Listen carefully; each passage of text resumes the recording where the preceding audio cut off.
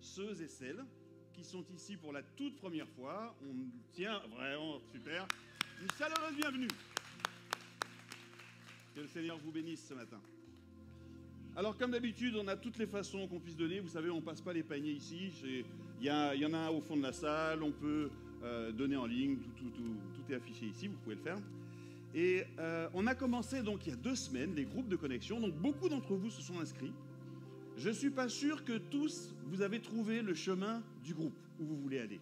Ce que je vous invite à faire, si vous vous êtes inscrits et que vous ne savez pas tout à fait où c'est à aller à l'accueil et on vous présentera, normalement il est présent, on vous présentera le responsable du groupe de connexion et vous échangerez les adresses, les numéros de téléphone et ça sera vraiment super. Comme vous le savez, nous attendons avec beaucoup d'impatience cette soirée d'adoration où tu es invité, où nous sommes tous invités. Donc, c'est pas ce vendredi, mais visiblement c'est vendredi prochain. Et venez nombreux et il va se passer des choses extraordinaires. Alors, dans quelques minutes, il y a le message qui va être donné. Alors, celui qui vient donner le message, en l'occurrence moi, je vais vous inviter à une réflexion. Alors, on entend tellement de dérives sur la prospérité et il y a eu énormément de dérives. Et j'aimerais qu'on réfléchisse sur la question, est-ce que le chrétien peut être prospère? Est-ce que ça fait partie du plan de Dieu pour le chrétien? À tout à l'heure. Y a-t-il un amour qui soit patient et plein de bonté, qui protège et inspire confiance, qui espère tout et supporte tout, qui ne soupçonne pas de mal, un amour qui ne faillit jamais, qui ne déçoit pas? Il existe un amour qui t'étreint, qui redonne des couleurs à ton monde. Un amour réel et tangible. Jésus l'a démontré lorsqu'il a donné sa vie pour nous. Même lorsque nous ne sommes pas à la hauteur, il nous aime inconditionnellement. Le véritable amour se trouve en Jésus. Nous aimons car il nous a aimés le premier.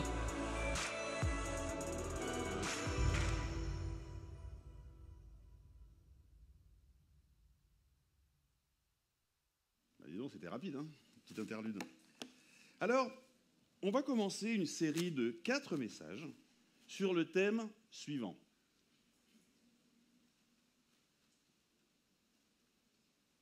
Ça arrive. Waouh!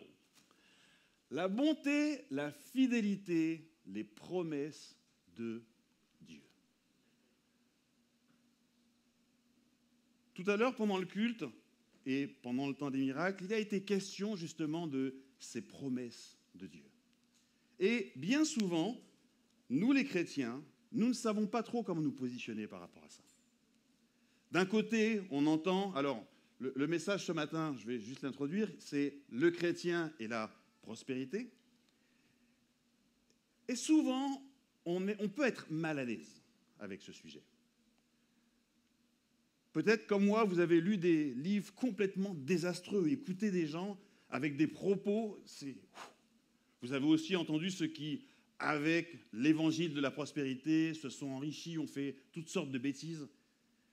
On pense qu'on n'est pas affecté par ça, mais en fait, si. Pour le coup, lorsque nous sommes dans le besoin, nous nous demandons, est-ce qu'il est légitime de prier pour recevoir? Est-ce que les promesses de l'Ancien Testament sont aussi vraies pour nous? Est-ce que ce qu'ont vécu les gens de l'Ancien Testament, nous pouvons le vivre aussi? Ou non? Ou dans quelle mesure? Et quelquefois, on ne sait pas très bien comment se situer. Ce matin, oula, je ne vous vois plus. On va essayer de voir comment le chrétien se situe par rapport à cette prospérité. Et qu'est-ce que la prospérité pour un chrétien? Alors, vous ne serez pas étonnés, très très tôt, dès que j'ai compris que je pouvais appeler Dieu Papa, qu'il était mon Père, évidemment, j'ai reçu Jésus dans mon cœur, j'ai commencé à le suivre. Tout de suite, j'ai vu des choses changer dans ma vie. Alors, j'avais 17 ans. L'école, c'était pas trop mon truc. Mais juste après cette rencontre avec Jésus, mes notes ont changé. Alors, est-ce que je suis devenu plus studieux? Est-ce que en tout cas, ça a changé. L'ambiance chez moi a changé. Tout de suite, il s'est passé des choses. J'ai un ami, il n'est pas là aujourd'hui, Michel. J'ai eu le privilège de lui annoncer l'évangile, de voir faire toutes les étapes. Et c'est incroyable, c'est une des choses que je vais raconter. Mais Michel, à l'époque, on pouvait acheter une maison, entre guillemets, en kit. C'est-à-dire en pièces détachées. En gros, c'était hors d'eau, hors d'air. Je crois que ça ne se fait plus maintenant. Donc en fait, on vous mettait les murs, les fenêtres, les portes, le toit, d'accord? Et tout le reste, les tuyaux, les câbles, ils venaient avec un camion benne et ils vidaient tout dans la maison. Et puis on vous donnait des plans et c'était à vous de bricoler et de faire votre maison. Et Michel, il me semble que c'était 7 années. Eh bien, il n'y arrivait pas. Il s'y mettait, il n'y arrivait pas. Et quand il a rencontré Jésus, en moins d'un an, quand il sera là, vous lui demanderez, en moins d'un an, sa maison a été finie. Et lui-même le dit, lui-même le dit, je ne sais pas ce qui s'est passé. J'ai trouvé la force, en tout cas, tout de suite, ça s'est fait. Et je pourrais raconter des histoires de plusieurs d'entre vous, des histoires même très, très, très récentes, sur la façon dont Dieu agit dans nos vies et change les choses pour que ça soit meilleur. Personnellement, je crois en la bénédiction de Dieu sur ses enfants, sur chacun des chrétiens. La bénédiction de Dieu, c'est l'influence de Dieu dans nos vies qui change les choses en notre faveur. Alors, cette théologie, elle est supportée par les Écritures, on va le voir tout à l'heure, mais j'aimerais dire, et j'espère pouvoir les montrer du doigt, attention aux dérives. On va lire un premier verset qui se trouve dans Galates, au chapitre 3 et au verset 13. Alors, en Christ,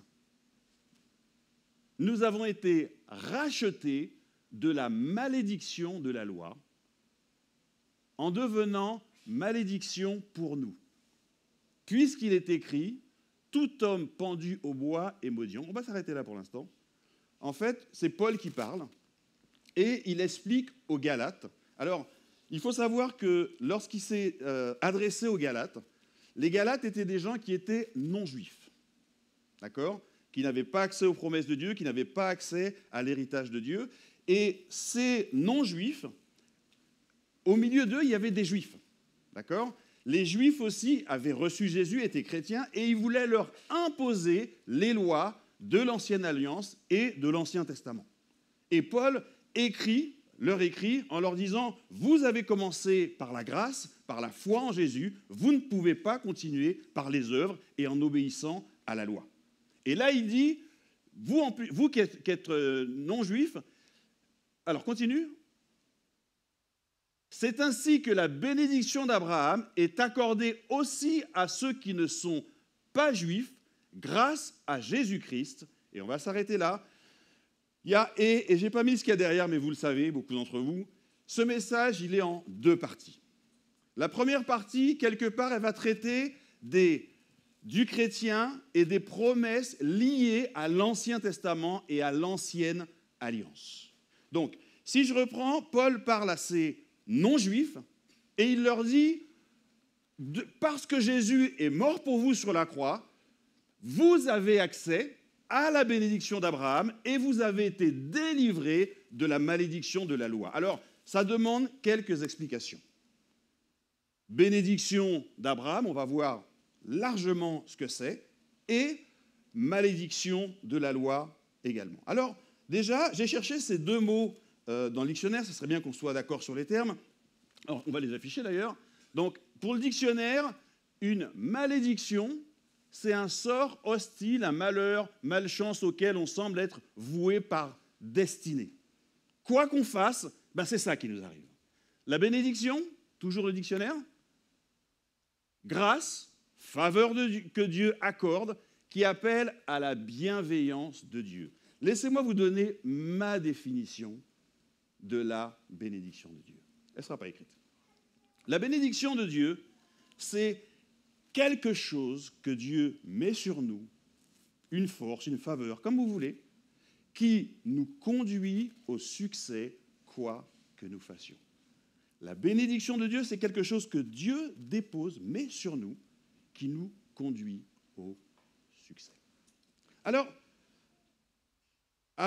Paul est très très clair avec Abraham. On va reprendre un petit peu le contexte. Rappelez-vous, on l'a raconté plusieurs fois. Adam et Ève ont péché, le mal est entré dans le monde. Et il y a eu une succession de personnes, Noé, etc. Et quoi que Dieu fasse, le mal se répandait sur la terre. Et un jour, il s'est dit, je sais ce que je vais faire. Je vais prendre un homme, en l'occurrence Abraham, et tous ses descendants vont former un peuple, et je vais montrer au reste du monde comment est-ce que je souhaite que les hommes vivent en communion. Donc Dieu appelle Abraham, et il lui dit, je te bénis, je te bénirai. Il lui dit que ça. Dieu bénit, mais ça ressemble beaucoup à Adam et Ève, lorsqu'ils étaient dans le jardin. Qu'est-ce que Dieu a fait? Je te bénis, je te donne ma bénédiction, ma faveur. On va voir un petit peu dans la vie d'Abraham et dans sa famille, comment est-ce que ça s'est matérialisé. Alors, Dieu appelle Abraham à la fin du chapitre 11 de la Genèse. Merci. À la fin du chapitre 11, donc, il se sépare, donc son père meurt, lui, il quitte le reste de la famille et il part. J'imagine qu'il prend ses quelques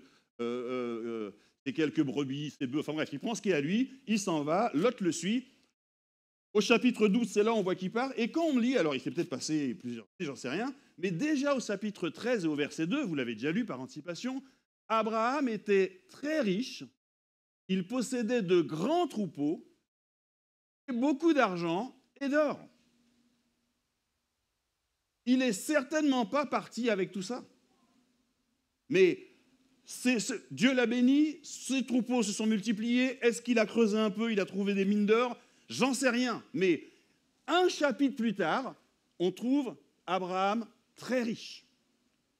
Ne l'affiche pas. Au chapitre 14, il se passe un événement. Alors, juste après ça, il est dit que Lot et Abraham ne pouvaient plus rester ensemble dans le pays parce qu'ils étaient devenus trop riches, ils avaient trop d'animaux, il n'y avait pas assez de terre pour les deux. Ils ont dû se séparer. Et regardez ce qui s'est passé. Abraham a dit à Lot, ok, tu choisis. Lot, qu'est-ce qu'il a fait? Il a choisi les plaines où tout pouvait prospérer. Et Abraham, lui, il est parti dans le désert. Mais il s'en fiche. La bénédiction de Dieu est sur lui. Où qu'il aille, ça le conduira de toute façon au succès. Quelques chapitres plus tard, au 14, Lot, justement, il était parti, mais il a été fait prisonnier par 4 rois. 4 rois se sont mis en guerre, et Abraham, il a réuni sa famille, et il est parti, lui et sa famille, pour lutter contre 4 rois, et il les a fumés. Abraham avait vraiment quelque chose sur lui, et on peut le lire, là tu peux l'afficher, merci. Le roi de Sodome, alors je n'ai pas tout mis, c'est pas grave. Le roi de Sodome dit à Abraham, le roi de Sodome, c'est un des rois qui s'était fait capturer par Abraham. Il lui dit, donne-moi les gens et garde les biens matériels. Abraham lui répondit, je lève ma main vers le Seigneur, le Dieu très haut qui a créé les cieux et la terre. Je fais le serment que je ne prendrai rien de ce qui t'appartient, pas même un fil ou une lanière de sandales. Ainsi, tu ne pourras pas dire « J'ai enrichi Abraham ». Et on s'arrête là, pour l'instant. Pas plus loin. Abraham comptait sur la bénédiction de Dieu pour s'enrichir. Il n'attendait rien des hommes. Ensuite, on pourrait lire plein de passages sur Abraham. On va commencer à aller sur sa postérité, ses enfants. Abraham, il a eu un enfant qui s'appelait, le plus rapide? Oh, comment t'as dit? Isaac. Ah, Jean-Luc. Ah là là là là. Ah, Jean-Luc. Très bien. Isaac. Alors, si vous connaissez l'histoire, à un moment donné, Abraham, quand il a commencé son périple, il y a eu une famine. Oh là, il est parti. Il faut que j'arrête de bouger. Il y a eu une famine. Et il est parti du pays de Canaan. Là, Isaac, c'est lui qui prend la relève. Abraham est mort. Et il y a une famine et Dieu lui dit, toi tu restes là. Mais attends Seigneur, tout est aride, il n'y a pas d'eau, c'est le désert. Reste là. Et regardez ce qu'il est écrit, donc là on est au chapitre 26, au verset 12. Cette année-là, cet an de famine, etc., Isaac fit des semailles dans le pays, il a semé dans le pays, et il récolta 100 fois ce qu'il avait semé, car le Seigneur le bénissait. Je n'ai pas mis les versets d'après, mais vous regarderez à la maison. C'est écrit, à cause de ça, Isaac devint très riche. Et il habitait dans le pays des Philistins, ils étaient tous jaloux. Et c'est là qu'ils ont commencé, pour ceux qui connaissent l'histoire, à vouloir lui prendre ses puits, etc., etc. La bénédiction de Dieu sur ce gars a fait qu'il est devenu très riche. Écoutez-moi jusqu'au bout, hein. On entend déjà les pensées de certains. Ok, ensuite, un des fils de... Parce que Jean-Luc, il va me piéger encore. Un des fils d'Isaac, c'est Jacob. Et on voit aussi la bénédiction de Dieu se manifester dans la vie de Jacob. Je ne vais pas vous lire, parce que ça aurait été trop long, mais je vous l'explique. Pour pouvoir se marier avec la fille de Laban, il s'est fait rouler, il a dû travailler 14 ans. Si vous voulez vous marier, 14 ans, c'est pas mal. Il a travaillé 14 ans gratuitement. Et au bout de la 14e année, il a dit, écoute, quand même, tu pourrais me payer un salaire. Et Laban lui dit, ok, ce qu'on va faire, toutes les brebis qui naissent, alors, de tous les animaux qui naissent tachetés, c'est les tiens. Devinez quoi? La bénédiction de Dieu, elle est sur Jacob. Eh bien, toutes les brebis ont commencé, toutes celles qui étaient costauds, elles étaient tachetées, et les autres, toutes chétives, elles étaient toutes blanches. Et Laban, il a vu ça, il a fait, wow, je me suis fait eu. On change. Maintenant, tu prends les blanches et moi les tachetées. Vous devinez quoi? À partir de ce moment-là, comme la bénédiction de Dieu, elle était sur Jacob, elles sont toutes sorties blanches. Et du coup, qu'est-ce qui s'est passé? Il a eu un énorme troupeau, beaucoup plus grand que celui de Laban, et ça a été la cata. Donc, Jacob, on continue à descendre, Jacob a eu un fils qui s'appelait Joseph. Il en a eu plein, mais il y en a un qui s'appelait Joseph. Là, on va lire un petit peu plus, parce que là encore, on voit cette bénédiction d'Abraham sur Joseph. Lisons ensemble. Ah ben, c'est déjà là. L'Éternel fut avec Joseph, de sorte qu'il réussissait ce qu'il entreprenait. Quand la bénédiction de Dieu est sur nous, elle nous conduit au succès. Il demeurait dans la maison de son maître Potiphar. Celui-ci remarqua que l'Éternel était avec Joseph et le faisait prospérer dans tout ce qu'il entreprenait. Il était malin, cet Égyptien. Donc, qu'est-ce qu'il a fait? Ainsi, Joseph obtint la faveur de son maître Potiphar, qu'il attacha à son service personnel. Il l'établit comme intendant sur toute sa maison et lui confia la gérance de tous ses biens. Et regardez ce qui se passe. À partir de ce moment-là, l'Éternel bénit la maison de l'Égyptien à cause de Joseph. Et la suite, sa bénédiction reposait sur tout ce qu'il possédait dans sa maison comme au champ. La bénédiction d'Abraham, c'est ce qu'elle produit. Alors dans le premier verset qu'on a lu, il est dit que grâce à la mort de Jésus, la bénédiction d'Abraham, elle est disponible pour les non-juifs. C'est-à-dire que nous tous qui avons accepté Jésus-Christ, cette bénédiction d'Abraham, elle est disponible pour chacun de nous. Waouh! La deuxième chose dont il est question, c'est la malédiction de la loi. Alors, vous vous souvenez, on est arrivé jusqu'à Joseph. Joseph, juste après lui, il y a eu un pharaon qu'il n'a pas connu. Tous les descendants d'Abraham ont été esclaves en Égypte. Ensuite, Moïse est arrivé, il les a sortis, et à ce moment-là, Dieu leur a dit, je vais vous dire comment vous allez devoir vivre. Et c'est là qu'il leur donne les commandements. En l'occurrence, les 10 commandements, mais il y en avait beaucoup plus que ça. Je ne l'ai pas noté, ça serait très long. Mais vous pouvez le regarder à la maison, Deutéronome 28. Notez-le, Deutéronome 28. Là, Dieu fait la liste de toutes les bénédictions qui arriveront, donc la bénédiction d'Abraham, qui maintenant sont conditionnées par le fait d'obéir à la loi. Donc, tu obéis à la loi, toutes les bénédictions d'Abraham, tu les as. Et si tu n'obéis pas, il y a aussi toute une page, Eh bien, c'est l'inverse. C'est la malédiction qui s'accroche à toi et à ta maison. On va arrêter tout de suite. Toute cette malédiction qui était réelle, c'est celle-là dont Paul parle. Il vous a affranchi de la malédiction de la loi. Ça veut dire qu'avec la loi, il y avait la bénédiction ou la malédiction. Jésus, en mourant sur la croix, à notre place, a pris sur lui la malédiction qui aurait pu éventuellement être sur nous. Donc du coup, il n'y a plus de malédiction sur aucun d'entre nous si nous sommes en Christ Jésus. Et en revanche, nous avons accès à la bénédiction d'Abraham. Donc si nous continuons un tout petit peu, nous sommes d'accord que les promesses d'Abraham font partie de l'ancienne alliance. Je le dis encore une fois, ces promesses font partie de l'ancienne alliance. Je sais qu'il y a des gens qui pensent que toute la Bible a la même valeur. En tout cas, Jésus, dans ses discours, et on va le voir, apporte quand même une différence. Et on va y arriver. De tout mon cœur, je crois que cette bénédiction qu'on a vue passer sur Abraham, Jacob, etc., est sur nous. Alors quelqu'un me dira, et c'est là où ça devient intéressant,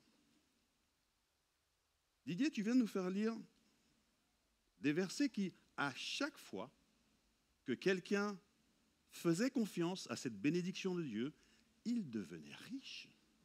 On l'a lu. Vous êtes d'accord? Il y en a qui... On l'a lu ou on ne l'a pas lu? Alors, pourquoi est-ce qu'on ne pourrait pas devenir riche comme eux, puisqu'on a la même bénédiction d'Abraham? Mais en vrai, cette question, on se la pose.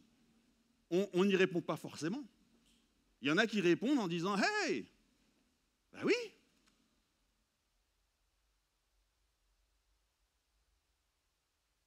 J'ai insisté en disant « ancienne alliance ». Nous sommes dans cette nouvelle alliance. Évidemment, la bénédiction d'Abraham, elle est disponible pour nous. Je vais répondre à cette question de la richesse. Dans l'ancienne alliance, tout était terrestre. Quand quelqu'un était riche, c'était un signe qu'il était en bonne santé spirituelle avec Dieu. Tu marches avec Dieu, tu es riche. Si tu es pauvre, c'est que tu ne marches pas avec Dieu. Ok, on fait une récolte, toi ta récolte elle est pourrie, moi ma récolte elle est bonne. Hey! Parce que Dieu il est avec moi. On l'a vu et c'est vrai. C'est comme ça que ça s'opérait dans l'ancienne alliance. Un riche, il était riche parce que Dieu l'avait béni. Et lorsque Jésus est venu, il a changé un peu les choses. Et en l'occurrence, par rapport à la richesse, il a dit aux disciples qui, eux aussi, pensaient qu'il fallait être riche. Parce que quand on est riche, c'est quoi? Il leur a dit, qu'est-ce que c'est compliqué pour un riche d'entrer dans le royaume de Dieu. Quoi? Royaume de quoi? Ça, c'était nouveau pour eux. Ça, c'est nouvelle alliance. Avant, c'était le royaume terrestre, le sanctuaire terrestre, le temple. Mais quand Jésus est arrivé, il est venu avec une dimension spirituelle. Et il y a des choses de l'ancienne alliance qui, du coup, ne sont plus au même niveau. Donc, Jésus, pour répondre à pourquoi on n'est pas riche comme eux, Jésus ne peut pas nous dire c'est difficile pour un riche d'entrer dans le royaume des cieux, mais comme tu as la bénédiction d'Abraham, tu vas devenir riche. C'est incohérent. Vous me suivez? Ok, je lis sur vos visages. Mais si on a la bénédiction d'Abraham et elle ne nous sert pas à devenir riche, à quoi elle nous sert alors? Non, mais c'est vrai. Là, je vais laisser Jésus répondre.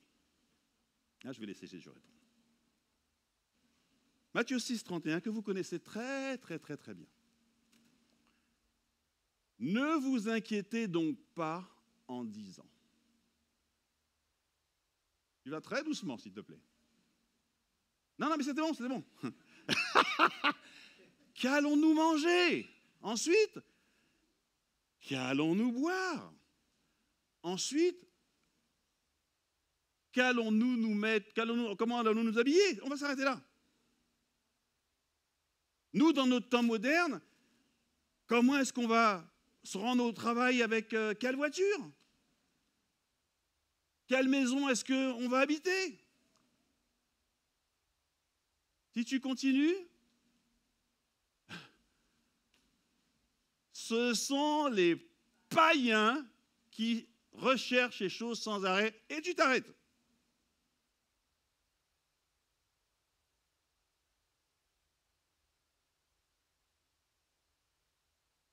À l'époque d'Abraham, Joseph et tous les autres, ce n'était pas question de... Non, ils avaient tout en abondance.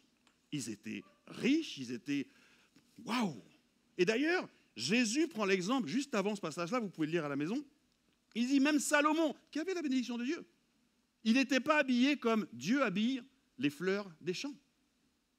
Il prend aussi cet exemple des oiseaux que Dieu nourrit. Regardez ce que dit Jésus ensuite. Mais votre Père qui est au ciel sait que vous en avez besoin. La différence, elle est là.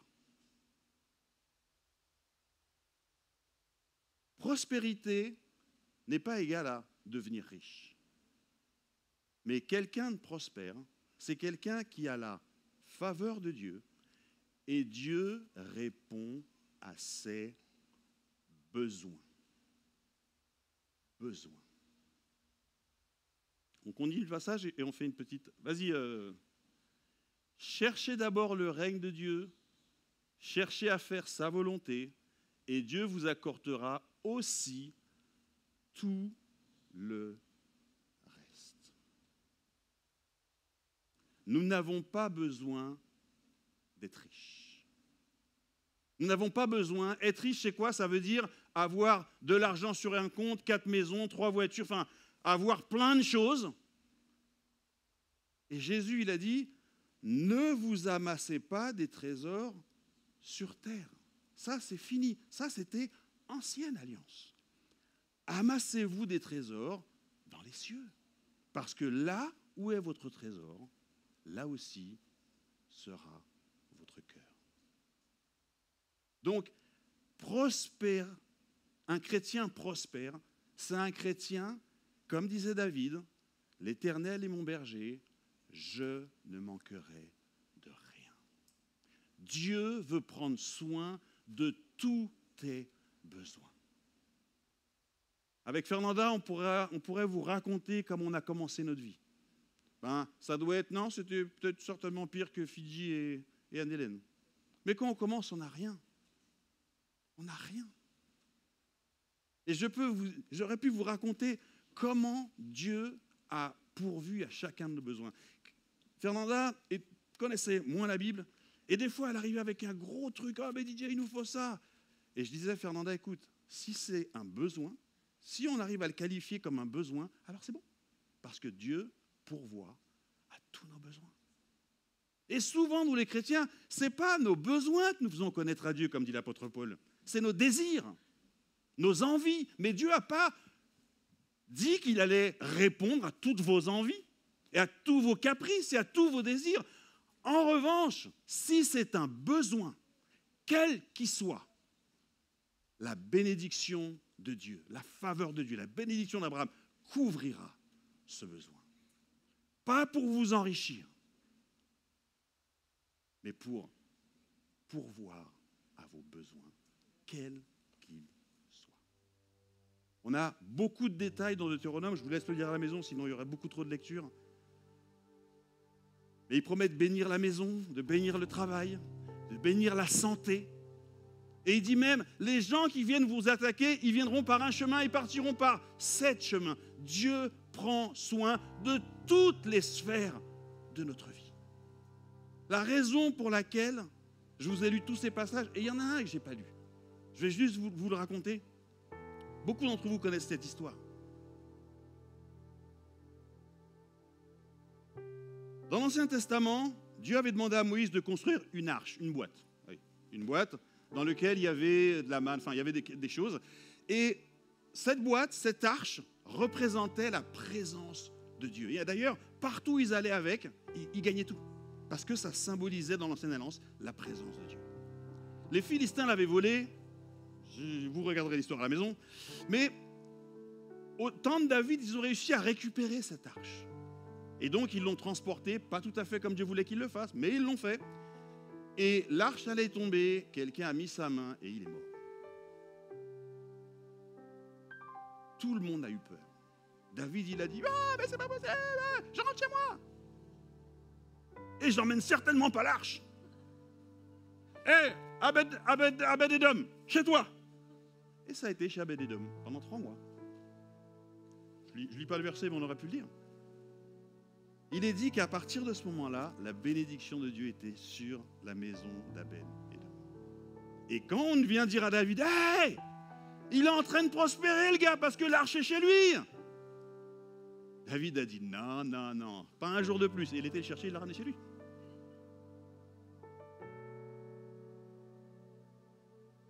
Si Jésus est dans notre cœur, si nous sommes en communion avec Dieu, évidemment nous sommes rachetés de la malédiction de la loi, mais surtout la bénédiction de Dieu demeure sur nous. Et là je parle du matériel. Jésus n'est pas juste venu pour nous faire un rattrapage de l'ancienne alliance. La semaine prochaine, nous verrons les promesses qui concernent la nouvelle alliance. Et croyez-moi, c'est beaucoup mieux qu'Abraham avec toutes ses brebis et tous ses... En tout cas, je ne sais pas si à vous ça vous convient. Mais moi, le fait que j'ai l'assurance que Dieu pourvoit à tous mes besoins. L'apôtre Paul dit, dans la richesse de sa gloire, ça veut dire que Dieu répand sur nous toute sa bénédiction. Il nous dit à un moment donné, cet apôtre Paul, si Dieu n'a pas épargné Jésus, mais pourquoi ne vous donnera-t-il pas toutes choses avec? Je ne sais pas quel peut être ton besoin ce matin. Peut-être dans le domaine financier. Peut-être que depuis des années, tu n'arrives pas à joindre les deux bouts. Et c'est un réel besoin. Dieu veut pourvoir à ce besoin. Moi, je le crois. Il y a un célèbre évangéliste qui a toujours cru en la guérison divine. Et il disait, Seigneur, chez moi, je vais jamais, personne ne va chez le docteur. On prie et il voyait le Seigneur, ses enfants, etc., etc. Mais il ne croyait pas que Dieu pouvait pourvoir à ses besoins matériels et financiers. Et un jour, Dieu lui a parlé avec la Bible. Il a compris qu'il ne serait jamais riche, mais que Dieu voulait pourvoir à ses besoins. Et quand il a commencé à le croire, quand il a commencé à demander, il a commencé à recevoir.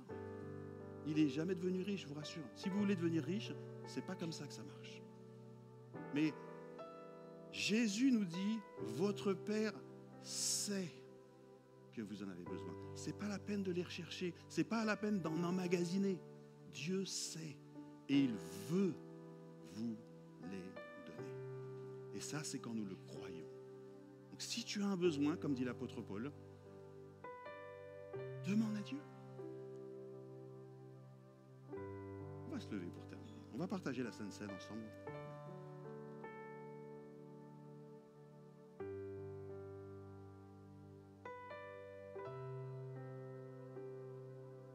Peut-être que quelques-uns ont un problème de santé. Peut-être que vous dites, oh, c'est pas grave, c'est chronique, je reste avec.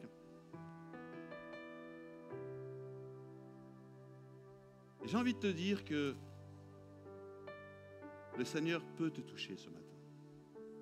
Ça dépend aussi de ce que tu crois. En tout cas, ce qui est sûr, c'est que la bénédiction de Dieu, la bénédiction d'Abraham, elle repose sur nous. Dieu veut pourvoir à nos besoins, qu'ils soient financiers, matériels, relationnels, que ce soit un problème de santé. Peut-être que ce matin, exceptionnellement, on va prendre la Sainte Seine tous ensemble. Donc ça va rapidement être distribué, prenez-le, mettez-le dans votre poche.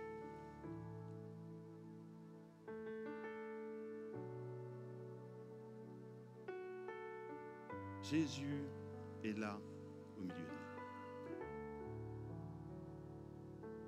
Jésus veut nous toucher ce matin.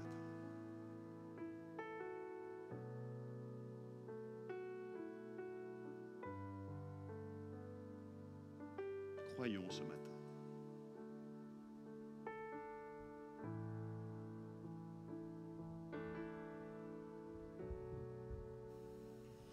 Tu es là, présent parmi nous. Mon cœur t'adore. mon cœur t'adore. Tu es là, présent parmi nous. Mon cœur t'adore, mon cœur t'adore.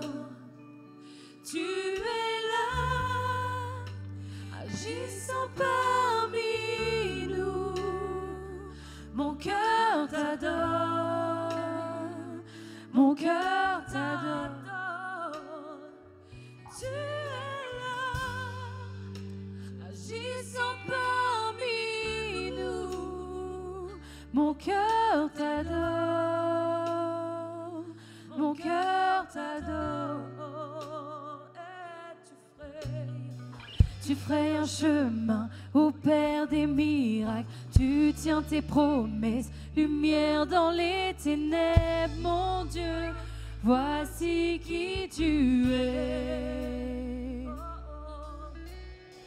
Tu ferais un chemin au Père des miracles. Tu tiens tes promesses, lumière dans les ténèbres, mon Dieu.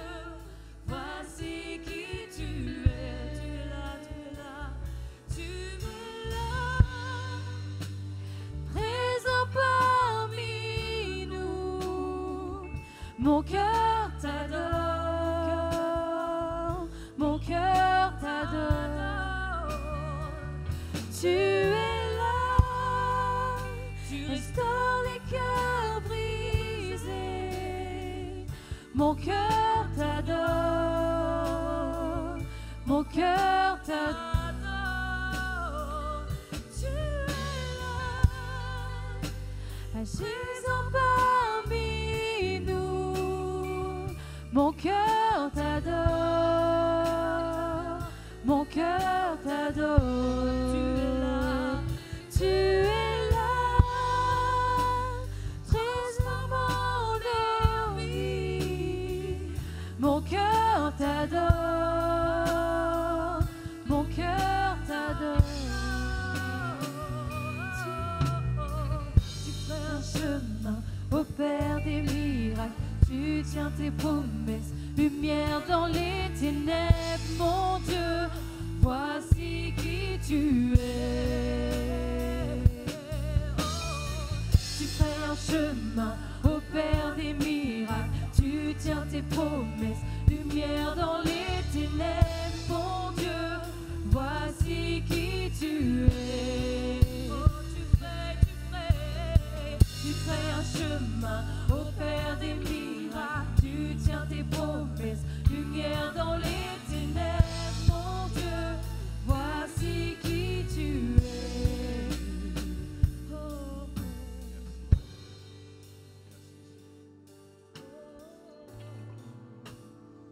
Merci Seigneur. Seigneur, nous voulons nous souvenir que tu nous as montré combien tu étais sérieux. Tu as accepté d'aller jusqu'à la croix par amour pour nous, Seigneur. Jésus, nous voulons croire à ta parole. Tu nous dis, si vous, méchants comme vous êtes, vous savez donner de bonnes choses à vos enfants, à combien plus forte raison notre Père qui est dans les cieux sait donner de bonnes choses à ceux qui les lui demandent. Que les paroles de Jésus puissent nous donner la foi ce matin. Et si tu as un besoin, n'hésite pas. Alors que nous prenons le pain, nous prenons le vin, nous nous souvenons que ça a coûté à Jésus sa vie. Amen, Seigneur. Je t'invite à prendre le pain, le vin.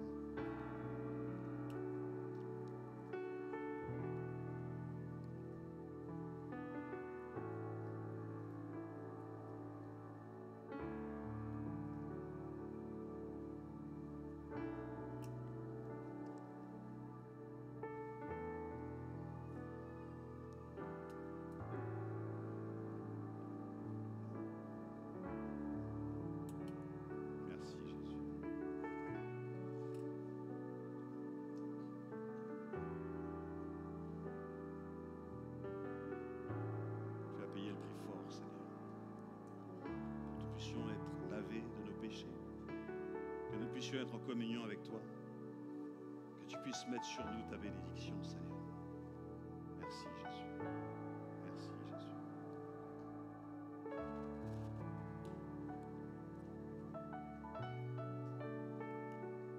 Si tu n'es pas sûr d'avoir fait une rencontre avec Jésus, si tu n'es pas sûr de l'avoir un jour invité dans ton cœur, peut-être que tu l'as fait à un moment donné, il y a eu une déconnexion avec Dieu. Et tu souhaites te reconnecter à Dieu ce matin, ou à te connecter à lui tout simplement. Je vais prier et je vais t'inclure dans cette prière. Et si tu le sens là où tu es, dans ton cœur, tu peux dire, oui Jésus, je m'associe à ce que prie Didier maintenant. J'aurais pas su le dire comme ça, mais ce qu'il dit, je m'identifie à ses paroles.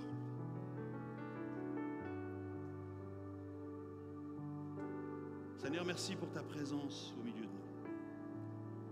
Seigneur, nous avons entendu que tu es mort sur cette croix pour payer pour nos fautes. Seigneur, nous savons que tu es ressuscité d'entre les morts. Tu es à la porte de mon cœur et tu frappes. Jésus, je te dis, j'entends ta voix ce matin. J'entends ta voix. Et je t'ouvre la porte de mon cœur. Viens dans ma vie, Seigneur. Je veux être réconcilié avec Dieu.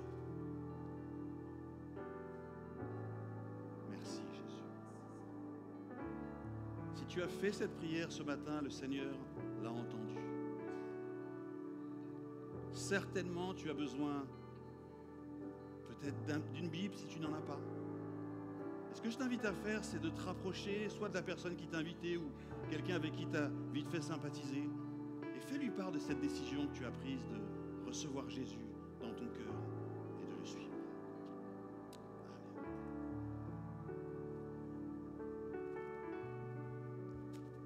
Amen. Tu ferais un chemin au Père des miracles, tu tiens tes promesses, lumière dans les ténèbres, mon Dieu, voici qui tu es. Tu fais un chemin au Père des miracles, tu tiens tes promesses, lumière dans les ténèbres, mon Dieu, voici qui tu es. Tu ferais un chemin au Père des miracles, tu tiens tes promesses, lumière dans les ténèbres, mon Dieu, voici qui tu es. Tu es là, présent parmi nous, mon cœur t'adore, mon cœur t'adore. Tu es là, restaurant les cœurs brisés. Mon cœur t'adore, mon cœur t'adore. Tu es là, agissant parmi nous. Mon cœur t'adore, mon cœur t'adore. Tu fais un chemin au Père des miracles, tu tiens tes promesses, lumière dans les ténèbres, mon Dieu, voici qui tu es. Tu ferais un chemin au Père des miracles, tu tiens tes promesses, lumière dans les ténèbres, mon Dieu, voici qui tu es. Tu ferais un chemin au Père des miracles, tu tiens tes promesses, lumière dans